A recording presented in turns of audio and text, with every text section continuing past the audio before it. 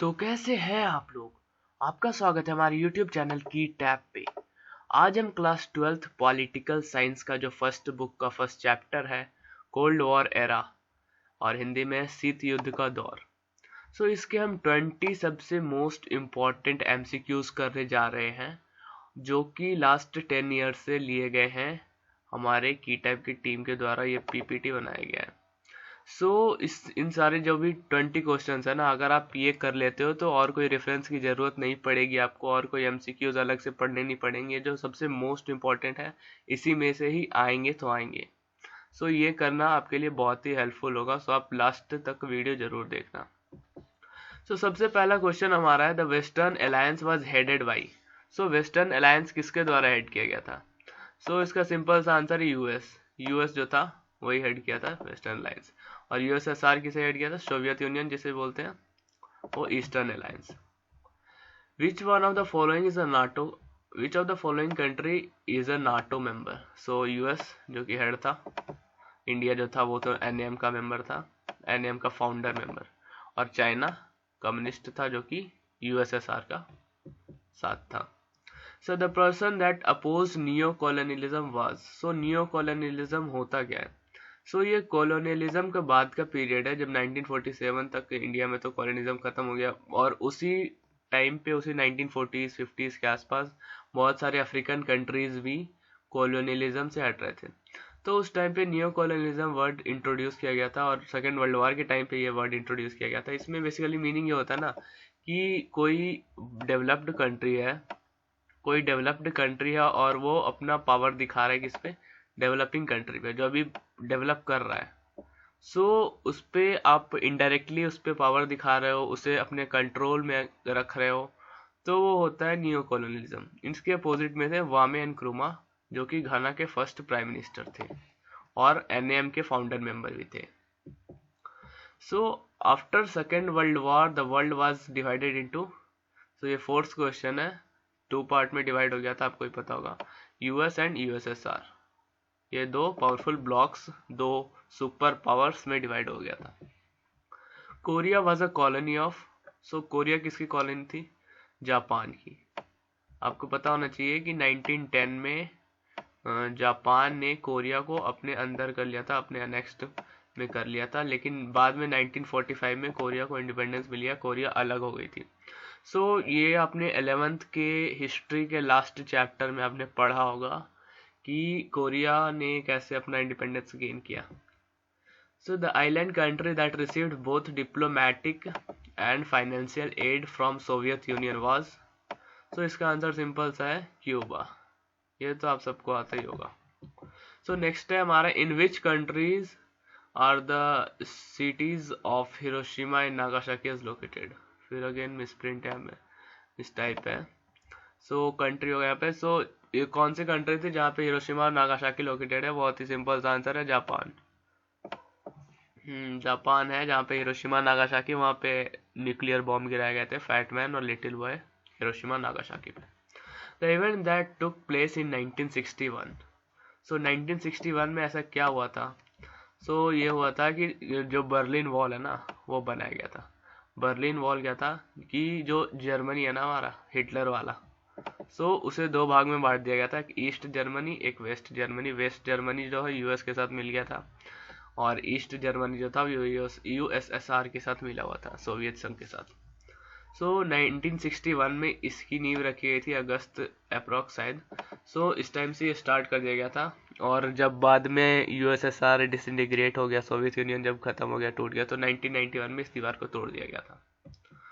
The rivalry between USA and USSR during the post Second World War period was, simple सा answer है cold war. Next हमारा the Warsaw pact was lead by. Warsaw pact तो Japan तो था नहीं super power, ना Britain था super power. उस टाइम पे दो ही सुपर पावर थे जो थे सोवियत यूनियन और US। तो सिंपल सा बच गया क्या? Soviet Union. वैसे भी सोवियत यूनियन ने वार्सो पैक्ट साइन किया था 1955 में, और US ने 1949 में, सबसे पहले नाटो, फिर बाद में सियाटो और सेंटो भी किया था। Full form of SEATO South East Asian treaty organisation, जो कि आंसर हो गया हमारा बी। आंसर हो गया हमारा बी। अब नेक्स्ट है हमारा what is the full form of CENTO. So इसका सिंपल सा आंसर है the central treaty organisation. SEATO जो था वो सितंबर 1954 में बना था और सेंटो जो था 1955 में बना था। ये देखो सेम ईयर जब वार्सा पैक्ट उन लोगों ने साइन किया ना, उसी सेम ईयर सेंटो बना था, the central treaty organisation. Which two ideologies were involved in a conflict during the Cold War era? So कौन सी दो आइडियोलॉजी जो आपस में, जिस आइडियोलॉजी के चलते ही तो वार हुई थी, कोल्ड वॉर क्यों हुई थी, आइडियोलॉजी के चलते हुई थी, तो कौन सी दो आइडियोलॉजी थी वो बताना है हमें। तो सबसे पहला दे रखा है कम्युनिज्म एंड कैपिटलिज्म। कम्युनिज्म क्या हुआ, साम्यवाद और पूंजीवाद। तो कम्युनिज्म तो था नहीं, कम्युनिज्म था वो यूएसएसआर भले था लेकिन कैपिटलिज्म था। अब नेक्स्ट है हमारा कम्युनिज्म में क्या हुआ। पहले कम्युनिज्म समझ लो, पहले सबके बारे में समझाता हूँ फिर बताता हूँ। कम्युनिज्म वो हुआ जो साम्यवाद हुआ, जहाँ पे सारे गवर्नमेंट के अंडर में हो गया, और कैपिटलिज्म वो हुआ जो पूंजीवाद होगी, जो कि गवर्नमेंट सारे प्राइवेट सेक्टर को दे देती थी रूल करने, या सारे जितने भी मार्केट्स है वो प्राइवेट सेक्टर ही चलाएंगे। सो ये था, आपको याद आ रहा होगा ए ऑप्शन से, कम्युनिज्म किसका, यूएसएसआर का। यूएसएसआर का सिद्धांत था और कैपिटलिज्म यूएस का सिद्धांत था।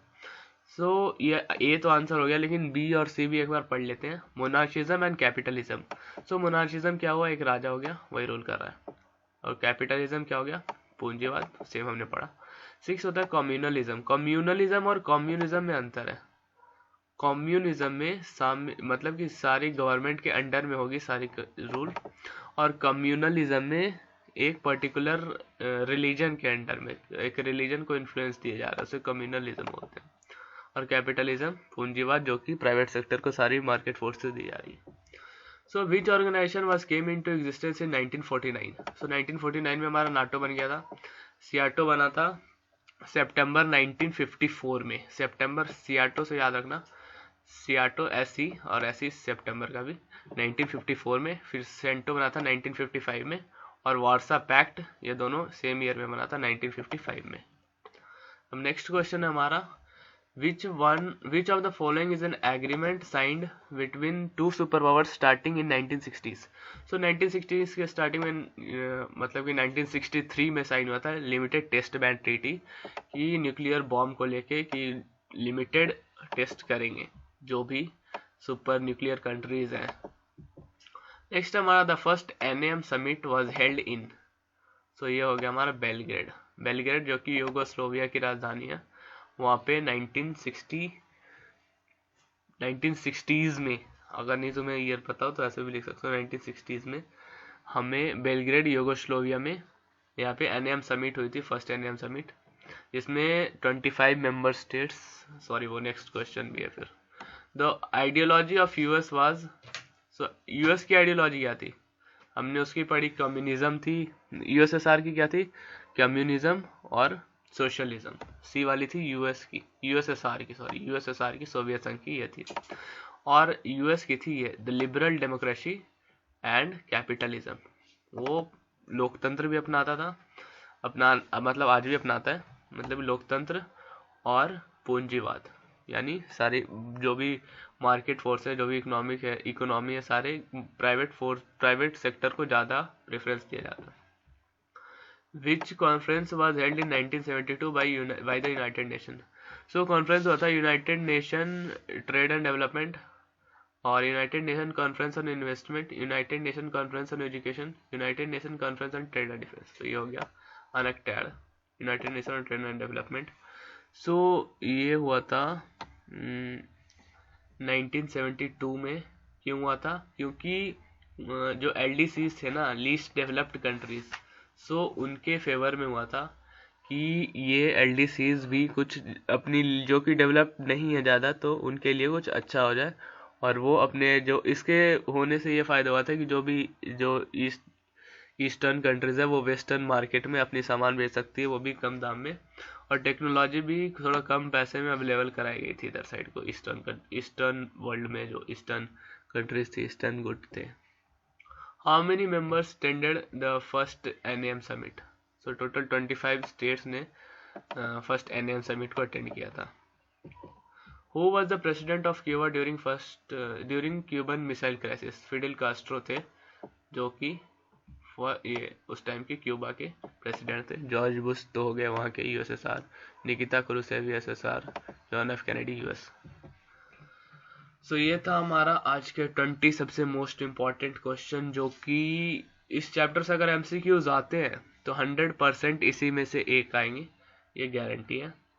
सो वीडियो अच्छा लगा तो लाइक करना, शेयर करना। हम चैप्टर वाइज सारे चैप्टर्स के एमसीक्यूज कवर करेंगे। सो एमसीक्यूज और कोई भी एक आंसर इस बार तो 100 में 100 लाना है। सो वीडियो अच्छा लगा तो लाइक करना, शेयर करना, सब्सक्राइब करना हमारे यूट्यूब चैनल की टैब को। Thank you and have a nice day. जय हिंद, जय भारत।